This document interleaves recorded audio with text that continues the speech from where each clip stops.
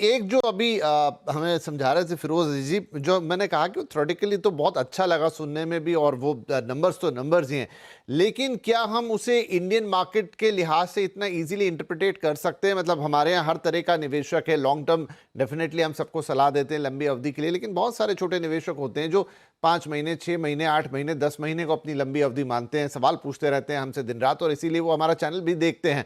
तो उस कॉन्टेक्स्ट में तो ये वॉलेटिलिटी लगती है। थ्योरी में वो भले ही ऐसा लगे कि नहीं, ये बिल्कुल नहीं कहा जा सकता, तो फिर इसको हम कैसे देखें, कैसे समझें? क्योंकि मुझे नहीं लगता कि हम वहां पर अगर सिद्ध भी कर देंगे कि नहीं सब कुछ ठीक है, सब कुछ बेटर है, लेकिन फिर भी यहाँ लोगों को तो नुकसान हो रहा है, उनके पोर्टफोलियो लाल हो रहे हैं, या वो घबराहट आ जाती है, वो पैनिक आ जाता है। देखिए, जो अजीज जी ने कहा वो बिल्कुल सही है कि overall Indian market, I think Anurag ji ने सपोर्ट किया कि यस यस। वॉलेटिलिटी कम हुआ है because of domestic buying. Absolutely no doubt. But problem क्या है कि जैसे दलजीत जी ने कहा, मैं फुल्ली सहमत हूं कि हमारी वैल्यूएशंस इतनी हाई लेवल पे है, तो समझिए एक बलून की तरह है, तो छोटा भी पिन प्रिक आता है, बड़े पिन प्रिक की जरूरत नहीं है, तो रिएक्ट होता है। सेकंड चीज क्या है, रिटेल एफएंडो में कितने रिटेलर्स आएंगे ना, वो कुछ समझते नहीं है, वो ऐसे डरते हैं और उस दिन जाके बेचते हैं। देखिए, मैंने कल की आंकड़े की बात की ना कि डीआई का सेलिंग था 850 करोड़, एफआई का था 900 करोड़। मार्केट में 1700 पॉइंट की गिरावट का बिल्कुल वो कारण नहीं थे। तो ऑब्वियसली स्पेकुलेटर्स ने पोजीशंस काटा, बेचा, जो भी किया, उन्होंने जियोपॉलिटिक्स के कारण उन्होंने पैनिक किया। तो हमारी रिटेलर्स क्या होते हैं, वो ज्यादा बाहर की चीज को देखते हैं और उस पे रिएक्ट करते हैं, और ये कॉज करते हैं वॉलेटिलिटी। तो ये एक आम निवेशक की बात किया आपने, जो लंबी अवधि के लिए निवेश करते हैं, उनको ये इस तरह की करेक्शन जब आती है जो इंडिया से उसका कुछ लेना देना नहीं होता है, अनलेस हमारे फंडामेंटल्स में कुछ होता है। इंडो पाक वॉर फॉर एग्जाम्पल, तभी भी हमारी मार्केट में उतनी गिरावट नहीं आई, it was directly affecting India. But issue क्या है कि ऐसी तरफ जब होती है तो वो टिके रहे और रुपी कॉस्ट एवरेजिंग का एडवांटेज ले, बिकॉज डेफिनेटली मैं कहूंगा कि बाकी की सब जो चीज मैं कहूंगा, दोनों बड़े दिग्गज डील, यूरोप डील और यूएस डील, सेकंड बजट भी प्रो इकोनॉमी थी, प्रो मार्केट नहीं थी, प्रो इकोनॉमी थी, राइट। अर्निंग सीजन भी उतना खराब नहीं था जितना एंटिसिपेशन था। मैंने देखा कि टॉप 100 का 7.2% ईपीएस ग्रोथ था, मगर अगर आप one time effect of labour code को हटा दें तो 11.5% था, which is not bad. And mid cap का तो it was around 16%, and small cap was 31%. So yes, mid cap valuations are at 30. You all say, oh, it is less than expectation. But economy is on the mend, is on the grow, और future में all these trade deals are going to come and help the situation. GST cut का full impact अभी दिखा नहीं है economy में, खाली auto sector में दिखा है। What about consumer durables? What about real estate? आने वाले दिन में economic खबर अच्छी आएगी, valuations अभी भी महंगी है, तो इसीलिए जो अच्छी इकोनॉमिक कवर का फुल इंपैक्ट दिखेगा जिस दिन एफआईआईज एक जबरदस्त तरीके से वापस आते हैं, और वो तब आएंगे जब उनको तीन चीज पे कॉन्फिडेंस चाहिए। एक कि उनको इंडिया का वैल्यूएशन थोड़ी सही लगनी चाहिए from a growth perspective, PEG की बात कर रहा हूं, not just plain 1 year forward PE. Second बात है कि इंडिया का एआई वाला परसेप्शन, आज अनुराग जी इसको सपोर्ट कर सकते हैं, ज्यादातर फ्लोस जो है एफआईएस के वो एआई ओरिएंटेड कंट्रीज में जा रहे हैं, जैसे कोरिया, ताइवान, राइट। इंडिया को हर्ट हो रहा है ये, because we have been perceived, and the reality is that we have been backfoot on AI. और उसका कारण क्या है, India is the only country in the world which needs to create jobs. China has an ageing population, America has an expensive and ageing population, तो उनके लिए AI जरूरी था अपने सिस्टम्स को बदलने के लिए, to maintain the same. But India का ऑपोजिट है, politically you have to create jobs. अगर यही चीज गवर्नमेंट 1 साल पहले करती एआई के बारे में धूम धमाका, ऑपोजिशन इमीडिएटली उसको उठाकर कहते कि इसके कारण 10 लाख जॉब नौकरी चले जाएंगे, तो it's a very hot potato politically. अब दुनिया पूछ रही है क्यों नहीं कर रहे, तब गवर्नमेंट कर रही है, हाँ अभी एआई कर रहे, तो it is okay. So we are slow and going in, moving in a slow manner, but till the FII के परसेप्शन में इंडिया एआई रेडी बन रही है, तो वी कैन गेट सम allocation of the AI money. Today I think we are getting zero, in fact we are getting negative in the IT sector on the AI related flows. तो मेरा मानना है कि the situation can't get worse because government has realized कि AI is important. एक PR level, एक publicity level पे at least AI front foot पे आ गई है। धीरे धीरे सिचुएशन इंप्रूव होगी, इमीडिएटली बदलाव नहीं। बट रिटेल निवेशक को डरना नहीं है, ऐसी वॉलिटिलिटी में उसको टिके रहना है और कुछ और खरीदारी करना है, मगर डाइवर्सिफाइड रखे, बेट्स ना ले सेक्टर्स के ऊपर एट दिस पॉइंट, बिकॉज कहां पे एआई का डिसरप्शन आके ज्यादा इफेक्ट करने वाला है, कैसे कंपनी रिएक्ट करनी, ये उनकी बस की बात नहीं होगी। तो डाइवर्सिफाइड रहे और वॉलिटी का फायदा उठाए।